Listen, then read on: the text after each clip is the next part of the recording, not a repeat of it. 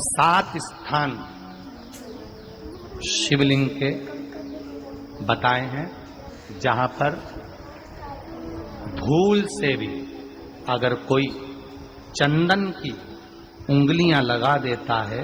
7 स्थान ऐसे हैं जहां चंदन की मात्र उंगलियां लगा देने से ही शिव पितृलोक के पितरों को मुक्ति प्रदान करके वैकुंठ लोक का निवास दे देते हैं। 7 स्थान।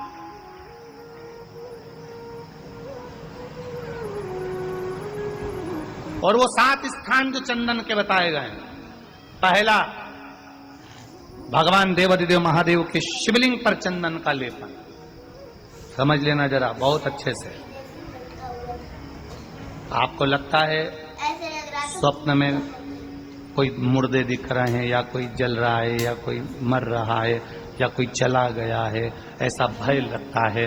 बच्चों को मानी भेजूंगी ऐसा हो जाएगा, पति को मानी भेजूंगी ऐसा हो जाएगा, कोई हमारे कोई गलत तो नहीं कर रहा है, आपको लगता है। 7 स्थान चंदन के बताएं हमारा। पहला शिवलिंग,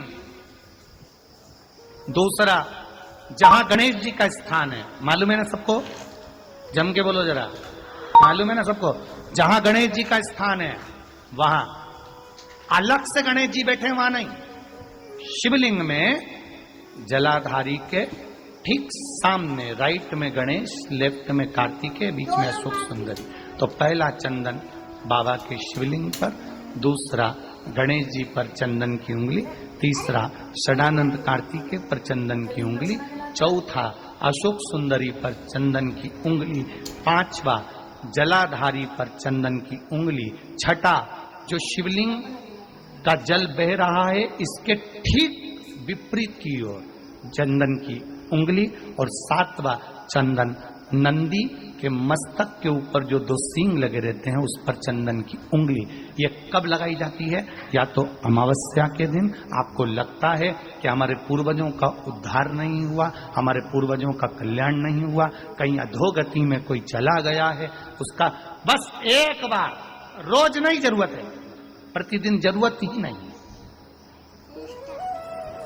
महीने में एक बार अगर अमावस्या के दिन भी आपने चंदन के थोड़ा सा चंदन अगर मेरे देवाधिदेव महादेव को 7 स्थान पर समर्पित किया है। अशोक यहाँ पर वर्णन कर रही है, मैना, धन्य और कला की कथा कर रही है। तीनों ने सनकादि ऋषियों से मांगा। चंदन भगवान को अति प्रिय होता है और चंदन ही एक ऐसा होता है जो पितरों को भी प्रिय होता है, जिसका स्पर्श मात्र लगने से पूर्वजों का कल्याण हो जाता है, वो चंदन का। अमावस्या के दिन जो नदी, तालाब, बावड़ी, कुआं किसी भी एक जगह पर अपने पूर्वजों का नाम लेकर शाम के समय पर दिया लगाएगा, ये मेरा विश्वास रहता है, उसके लिए कुबेर भंडारी भंडार जरूर बनेगा, पितृ भंडार। अवश्य तुलसी की लकड़ी पानी में घुमाकर, लकड़ी नहीं हो तो माला तो होगी ही, जल में भ्रमण कराकर, जल में घुमाकर, तुलसी की लकड़ी को जल में डालकर स्नान जो करता है, मात्र घुमाना है, लकड़ी डालकर नहीं रखना है, घुमाकर अपने पूजन वाले स्थान पर रखो, या पानी में पहले से घुमा लो, उस पानी को ले जाकर डाल दो।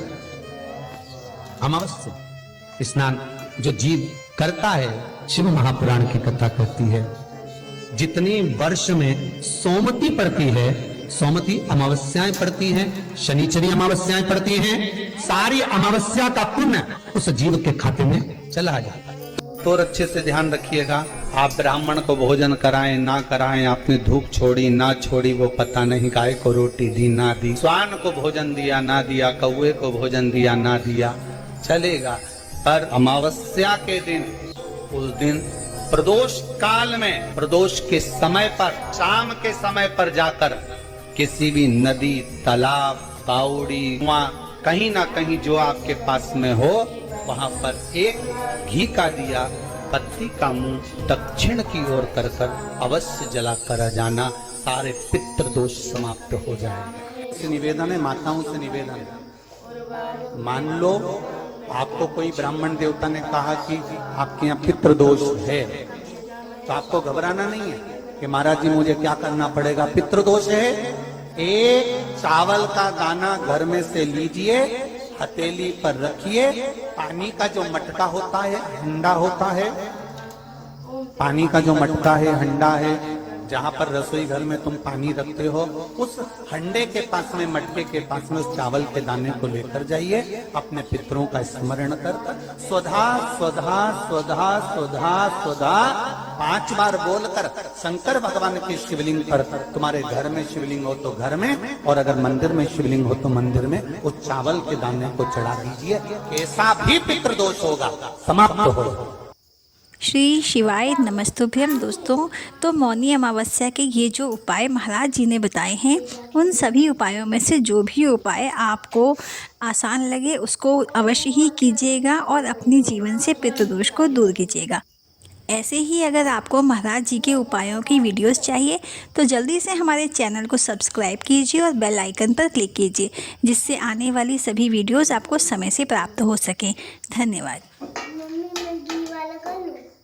इधर रख देना, ठीक है? मम्मा